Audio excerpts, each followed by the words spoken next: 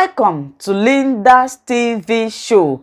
If it is your first time of stopping by, you like the channel and the video, please subscribe and put on your notification bell so that you will be able to know when I upload a new video. In this channel, I bring to you information across the globe, what is happening in the world, especially Nigeria. So after watching the video, your opinion, your contribution is highly needed.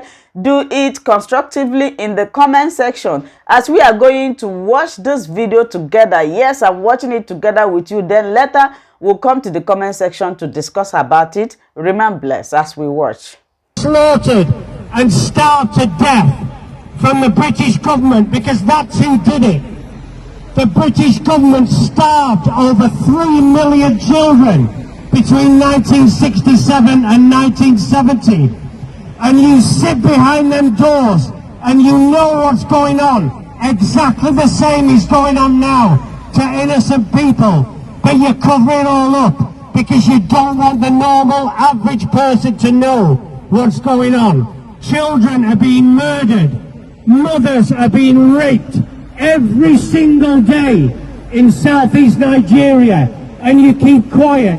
Catriona Lang, the High Commissioner in Abuja, doesn't give a damn.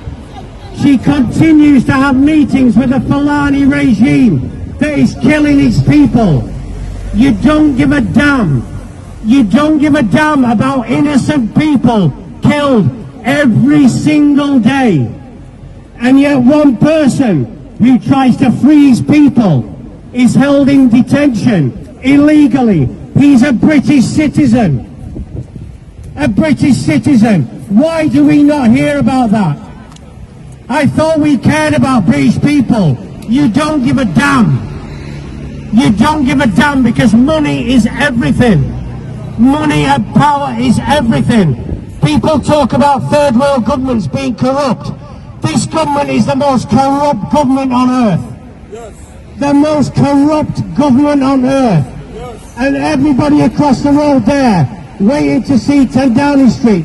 Why do you want to see 10 Downing Street? Why do you want to see 10 Downing Street that holds the most corrupt people on earth? Free Nnamdi Kanu. That should be one of your main priorities. Free your citizen. Because at the moment you are doing nothing at all, and we have had enough of this. All hail Biafra. Wole Soyinka, thank you so much for coming to talk to us on CNN. The Chronicles of the Happiest People on Earth is your first novel in 48 years. Why now? You are more precise than others. Others say 50. Well, you know... Closer to 50. Let's say closer to 50 then.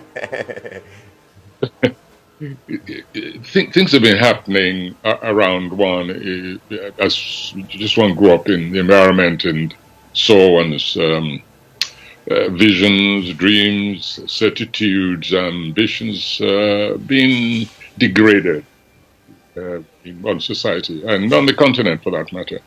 But my particular mission has been, for me personally, an arduous journey, and not a very satisfactory one.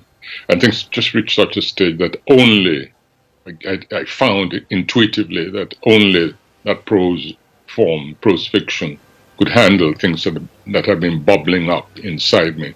The explanation is not any more mystified than that. You don't mention Nigeria by name, but anybody who reads this even casually can tell that it is about Nigeria. And I'm fascinated by this Ministry of Happiness, where a country that's beset by so many evils is very keen to have a Ministry of Happiness to promote this idealistic world that doesn't really exist in reality. Was this important for you? Why use that device? Well, as you've remarked, it's an ironic, deliberately ironic title, but one which was plucked ironically again from reality, because a poll was taken some years ago, and that thing had been with me in my head, in which Nigeria was considered among, I think it was the top 4 nations, happiest nations in the world. And I said, who are these people?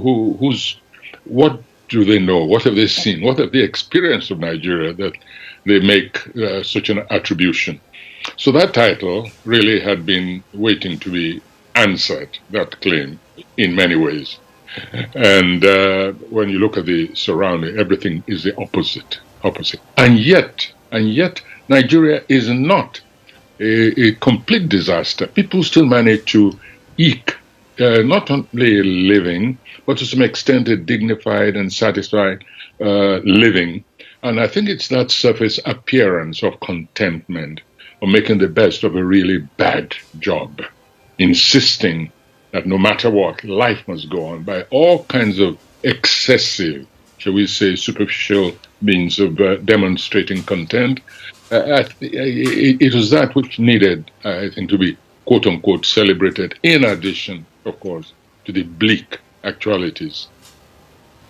You know, that's a fascinating subject for me because I have many Nigerian friends, and there's a joke among younger Nigerians that the Nigerian dream is to love Nigeria from abroad, from Canada, from somewhere else.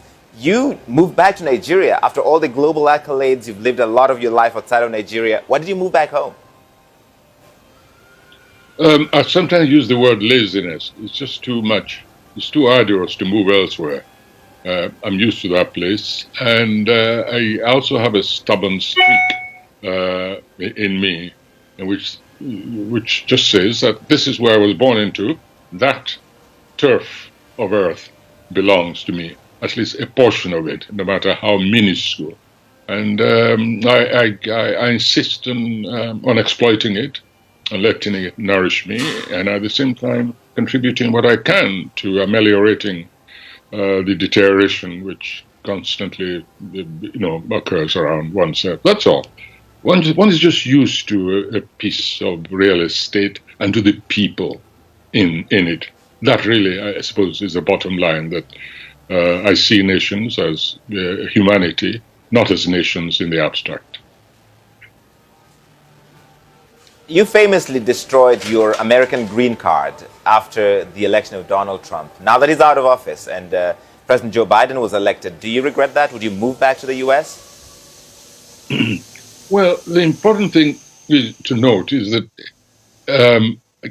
I never really totally turned my back on the United States. I mean, how could one? We have too many Nigerians there to start with. Sometimes when I stroll through the streets of Nigeria, through the United States, New York, Houston, wherever, I sometimes think that the United States is an extension of Nigeria, that it's part of our diaspora. So that was not an easy decision, but it was inevitable, absolutely, because that nation, the United States, was betraying yet again and continuously its black population. And you had a rhetorician, a populist, who's twanging on that primitive chord which always exists in racist societies. And I saw that he was about to be elected, despite the fact that he was literally an enemy of humanity, an enemy of decency and just dignity.